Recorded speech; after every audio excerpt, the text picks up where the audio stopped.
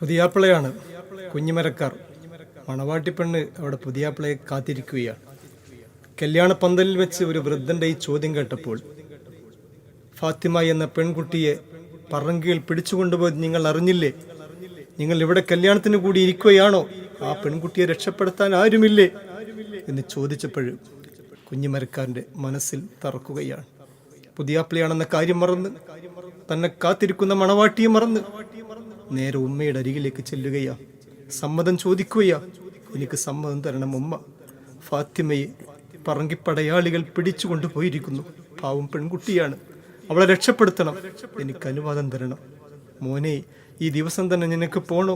നിന്റെ കല്യാണ ദിവസമല്ലേ എന്ന് ഉമ്മ ചോദിച്ചപ്പോൾ, ഉമ്മ, നിങ്ങൾ പെറ്റ ഒരു പെൺകുട്ടിക്കാണ് ഈ ഗതി വന്നതെങ്കിൽ നിങ്ങൾ ഇങ്ങനെ പറയുമോ എന്ന് ചോദിച്ചുകൊണ്ട് ഉമ്മയുടെ പൊരുത്തം വാങ്ങി. എങ്കിൽ പോയി വരൂ മോനെ, ഞാൻ കാത്തിരിക്കുകയാണ്. ഉമ്മയുടെ അരികിലേക്ക് കരളായ മോൻ തിരിച്ചു വരുമെന്ന് പറഞ്ഞുകൊണ്ട് പ്രിയപ്പെട്ടവരെ കുഞ്ഞിമരക്കാർ പോവുകയാ. കടപ്പുറത്തേക്ക് ചെല്ലുകയാ. പറങ്കിപ്പടയാളികളുടെ കപ്പൽ ദൂരെ നങ്കൂരം വിട്ടിരിക്കുകയാണ്. അതിൽ ഫാത്തിമ എന്ന പെൺകുട്ടിയുണ്ട്. പറങ്കിപ്പടയാളികൾ ആ കശ്മലന്മാർ പിച്ചു ചീന്താൻ വേണ്ടി കൊണ്ടുപോയിരിക്കുകയാണ്. കടപ്പുറത്ത് നിന്ന് ഒരു തോണിക്കാരനെ കൂട്ടി, കോയ എന്ന സഹോദരനെ കൂട്ടിയിട്ട് ആ കപ്പലിൻ്റെ അരികിലേക്ക് ചെല്ലുകയാണ്. കപ്പലിലേക്ക് ചാടിക്കേറി പറങ്കികളെല്ലാവരും നിദ്രയിലായിരുന്നു. മെല്ലെ മുന്നോട്ട് പോയി ഫാത്തിമ എന്ന പെൺകുട്ടിയുടെ അരികിലെത്തുകയാണ്. അവൾ ഒരു തൂണിൽ ബന്ധിതയാക്കിയിരിക്കുകയാണ്. കുഞ്ഞുമരക്കാരെ കണ്ടതും ആ പെൺകുട്ടി ചോദിച്ചത്, ഇന്നത്തെ ദിവസം നിങ്ങൾ ഇങ്ങോട്ട് വന്നിരിക്കുകയാണോ? നിങ്ങളെ കാത്ത്, മണവാളനെ കാത്ത് അവിടെ ഒരു പുതുമണവാട്ടി ഇരിക്കുന്നുണ്ടെന്ന കാര്യം നിങ്ങൾ മറന്നോ? അതൊന്നും സംസാരിക്കേണ്ട സമയമല്ല, നിന്നെ രക്ഷിക്കേണ്ട സമയമാണ്. വരൂ എൻ്റെ കൂടെ. തൻ്റെ കയ്യിലുള്ള വാളുകൊണ്ട് ആ കയർ മുഴുവൻ മുറിച്ച് ഫാത്തിമയെ രക്ഷപ്പെടുത്തുകയാണ്. താഴെ കാത്തു നിൽക്കുന്ന കോയ എന്ന തോണിക്കാരൻ്റെ അരികിലേക്ക് അവളെ ഏൽപ്പിച്ചു കൊടുക്കുകയാണ്. നിങ്ങൾ പോകൂ, ഞാൻ ഈ പറങ്കി പടയാളികളുമായി പൊരുതിയിട്ടേ വരുന്നുള്ളൂ. ഇനി ഒരു പെൺകുട്ടിക്കും ഈ ഗതി വരരുത്. പറങ്കി പടയാളികളെ ഇന്ന് തന്നെ തുരത്തണം, അവരുടെ ഈ മോഹം ഇന്ന് തന്നെ നശിപ്പിക്കണം എന്ന് പറഞ്ഞുകൊണ്ട് അദ്ദേഹം തിരിച്ച് കപ്പലിലേക്ക് ചാടിക്കയറുകയാണ്. പറങ്കി പടയാളികൾ പലരും മൂക്കറ്റം മദ്യപിച്ച് ബോധമില്ലാതെ, ഓർമ്മയില്ലാതെ കിടക്കുകയാണ്. അവിടെ ചെന്നുകൊണ്ടൊരു ഗർജനമാണ്, പറങ്കികളെ, പിശാചികളെ, ഇന്ത്യയുടെ മാനം നശിപ്പിക്കാൻ വന്നവരെ, എനിക്കെൻ്റെ വിശ്വാസം പോലെ ഏറ്റവും പവിത്രമാണ് ഈ രാജ്യത്തോടുള്ള സ്നേഹം. ഈ രാജ്യത്തെ നശിപ്പിക്കാമെന്ന് നിങ്ങൾ മോഹിക്കുന്നുവെങ്കിൽ നടക്കാൻ പോകുന്നില്ല. ഈ കുഞ്ഞുമരക്കാർ, എന്നെപ്പോലെയുള്ള ചെറുപ്പക്കാർ ജീവിച്ചിരിക്കുന്ന കാലത്തോളം അത് നടക്കാൻ പോകുന്നില്ല.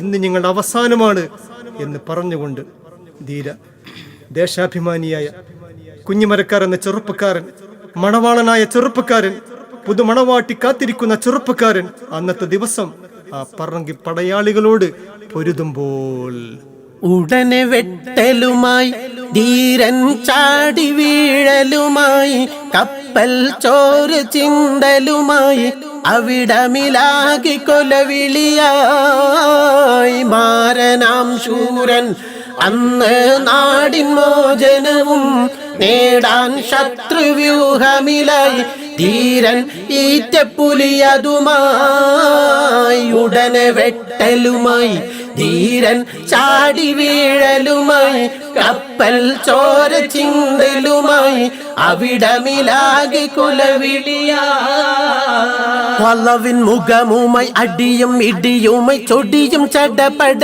ചുവട് ധീരമായി കലിയും നിറവതൈ രാജ്യസ്നേഹമായി തീരും പറങ്കികൾ യൗമിൽ ചടയാതെ വഴുത കാര്യമതായും ധീരഹിക്കുമയുമായും വഴുത കാര്യമതായും ധീരഹിക്കുമയുമാകും ഉടനെ വെട്ടലുമായി ധീരൻ ചാടി വീഴലുമായി കപ്പൽ ചോര ചിന്തലുമായി അവിടമിലാകെ കൊലവിളിയായി വല്ലബിൻ മുഖവുമായി അടിയും ഇടിയുമായി ചൊടിയും ചടപട ചുവട് ധീരമായി കലിയും നിറവതൈ രാജ്യസ്നേഹമായി തീരും പറങ്കികൾ യൗമിൽ ചടയതായി വഴുത കാര്യമതായും ധീരഹിക്കുമയുമാകും വഴുത കാര്യമതായും ധീരഹിക്കുമയുമാകും.